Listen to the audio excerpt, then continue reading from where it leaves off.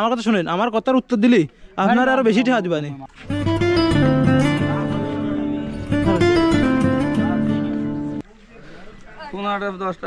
না না 10টা বেশি দেওয়ার কথা করছি না, মানে 5টা নিয়ে আইছি আমি, আপনি যা দিবেন ওর দিন। তোমার বাড়ি কোন না মানে মাগুরা? স্বরাষ্ট্রমন্ত্রী ভালো লোকে, ভালো ছেলে।